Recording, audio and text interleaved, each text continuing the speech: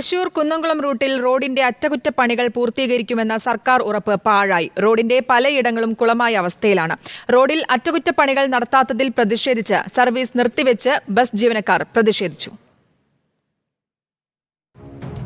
കേച്ചേരി കുന്നംകുളം പാതയിലെ കുഴിയടച്ചില്ലെന്ന് മാത്രമല്ല, നിലവിലെ വലിയ കുഴികൾ ഗർത്തങ്ങളായി. യാത്ര അതീവ ദയനീയമെന്നല്ലാതെ മറ്റൊന്നും പറയാനില്ല. ചിലയിടങ്ങളിൽ കരിങ്കൽ പൊടി വിതറുന്നുണ്ടെങ്കിലും മഴയിലെല്ലാം ഒലിച്ചു പോകുന്നു. ഇതിൽ പ്രതിഷേധിച്ചാണ് ഒരു വിഭാഗം ബസ് ജീവനക്കാർ സമരം നടത്തിയത്.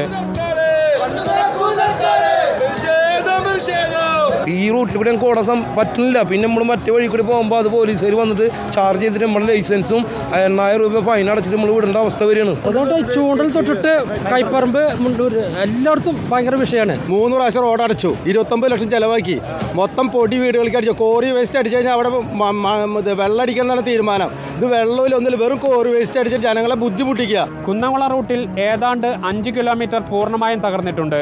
അടിയന്തര ഇടപെടൽ ഉണ്ടായില്ലെങ്കിൽ ഒരു വാഹനങ്ങൾക്കും ഈ വഴി പോകാൻ കഴിയാത്ത അവസ്ഥയാകും. വരും ദിവസങ്ങളിൽ മഴ കനക്കുന്നതോടെ യാത്രാ ദുരിതം അതിൻ്റെ മൂർധന്യത്തിലുമാവും. റിപ്പോർട്ടർ, തൃശൂർ.